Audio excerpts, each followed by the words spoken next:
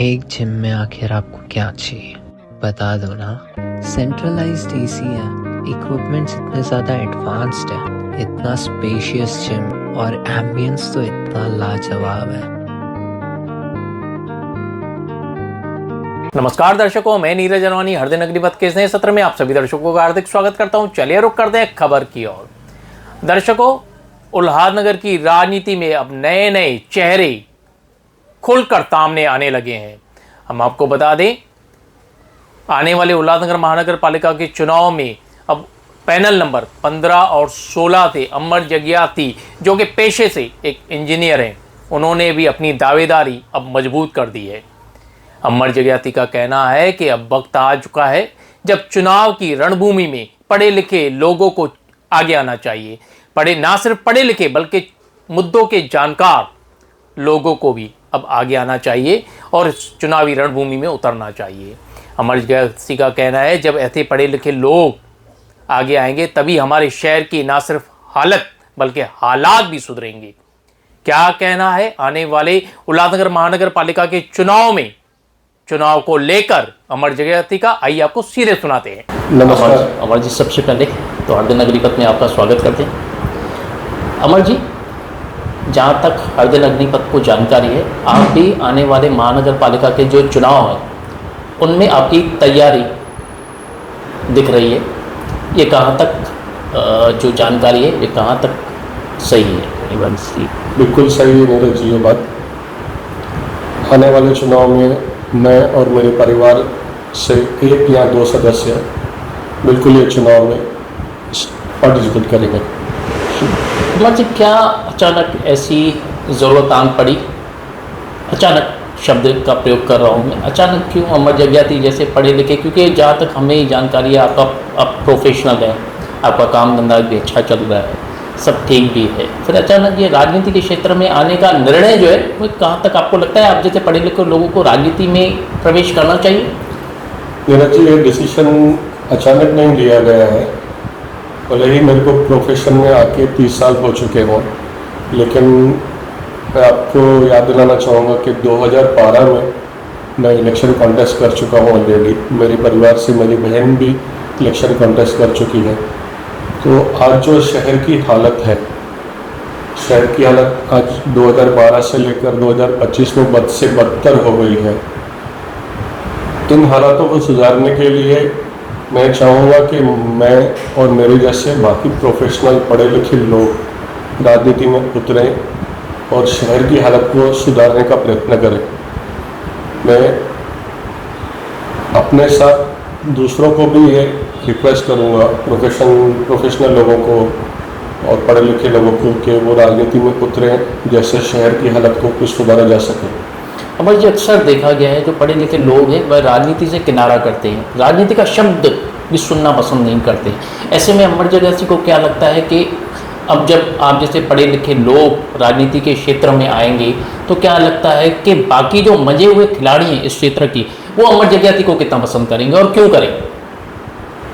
देखिए, हम किसी को अगर पसंद नहीं आते हैं तो उनको तो हम रोक नहीं सकते हैं, लेकिन शहर का सुधार कैसे हो, शहर कैसे सुधरेगा, आखिर शहर की हालत कैसे सुधरेगी, जब तक हम उनको रजिस्ट नहीं करेंगे, जो मजे हुए राजनीति वाले लोग खिलाड़ी हैं शहर में, जब तक हम उनको रजिस्ट नहीं करेंगे और पढ़े लिखे चेहरे शहर के विकास के लिए आगे नहीं आएंगे, तब तक तो कुछ शहर में हालत सुधरने का लग ही नहीं रहा है।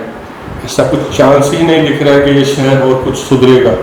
तो दिन ब दिन ये शहर पीछे की तरफ ही जा रहा है। तो मैं सबसे फिर से दरख्वास्त करूँगा कि पढ़े लिखे लोग राजनीति में आएँ और शहर का विकास करें। अमर जी, ये तो हुई पढ़े लिखे लोगों की बात, शहर के विकास की बात। अमर जगियाती का पैनल नंबर कौन सा होगा जहाँ से वे चुनाव प्रतियोगिता में भाग लेने वाले हैं? 2012 की जो इलेक्शंस हुई थी उसमें मैं, आज का जो 15 नंबर पैनल है, वहाँ से 2 वार्डों की उस टाइम पर पैनल सिस्टम था, तो 2 वार्ड मेरे वो 15 नंबर पैनल, आज के 15 नंबर पैनल में आते हैं, जहाँ से मैंने एनसीपी के टिकट से कॉन्टेस्ट किया था। फर्स्ट टाइम एनसीपी यानी उस वक्त की राष्ट्रवादी कांग्रेस पार्टी जो एक ही गठ थी, गठ नहीं। उस टाइम पर जो शरद चंद्र पवार जी की एनसीपी पार्टी थी, उस टाइम पर एनसीपी और कांग्रेस का अलायंस था। उस पर मैंने कॉन्टेस्ट किया था और फर्स्ट टाइम कॉन्टेस्टेंट होने के बाद में भी बीजेपी और शिवसेना की मजबूत युति के सामने मैं इलेक्शन कॉन्टेस्ट करने के बाद भी मुझे 1600 प्लस वोट्स वहाँ से मिले थे।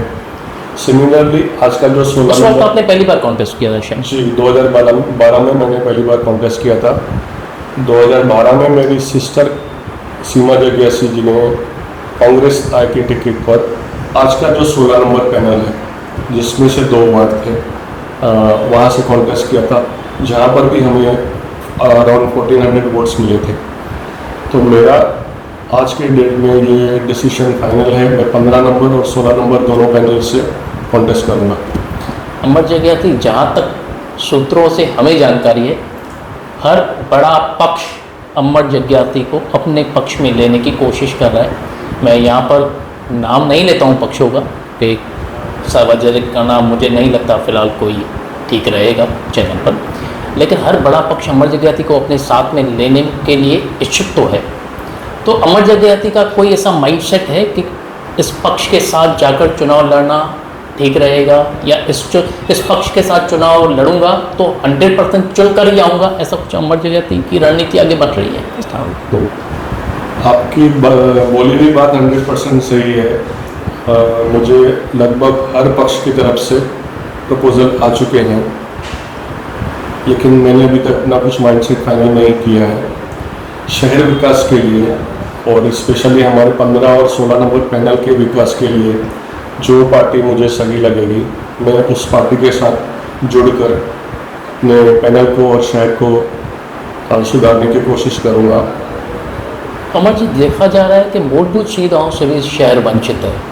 लग्जरी तो आप छोड़ ही दीजिए, मूलभूत सुविधाओं से भी शहर वंचित है। तो ऐसे में पहला नंबर 15 और 16 की जनता अगर जगियाती परिवार को चुनकर लाती है, तो जो प्रायोरिटी है वो क्या रहेंगी आपके वार्ड वासियों के लिए, आपके प्रति? बिल्कुल, आपने जो सवाल पूछा, मूलभूत जो सुविधाएँ हैं, सबसे पहले तो 15 और 16 नंबर पैनल के लिए जो प्रॉब्लम्स हैं उनको सॉल्व करना ही हमारी प्रायोरिटीज रहेंगी। उसके साथ में शहर को आगे कैसे बढ़ाया जाए, वही हमारी प्रायोरिटीज रहेंगी। अंत में पैनल नंबर 15 और पैनल नंबर 16 की जनता को आप क्या कहना चाहें कि वो आपको क्यों वोट करें? देखिए, अभी 15 और 16 नंबर पैनल की जनता को भुगतते हुए 10 साल से ज़्यादा हो चुके हैं, और मुझे नहीं लगता है कि वो किसी भी नगर सेवक से संतुष्ट है जनता। हमारे 10 सालों से दोनों पैनल की जनता दर दर की भटकती रही है, दर दर की ठोकरें खा रही हैं। तो मैं उनसे सिर्फ इनको यही आश्वासन देना चाहूँगा कि अगर मैं किसी बड़ी पार्टी के साथ जुड़कर इलेक्शन कॉन्टेस्ट करता हूँ तो मैं 100% इसमें सफलता लाऊंगा और उनके सारे के सारे प्रॉब्लम्स को दूर करने की कोशिश करवाएं। हरदन अग्निपथ से बातचीत करने के लिए धन्यवाद अमर जी। धन्यवाद।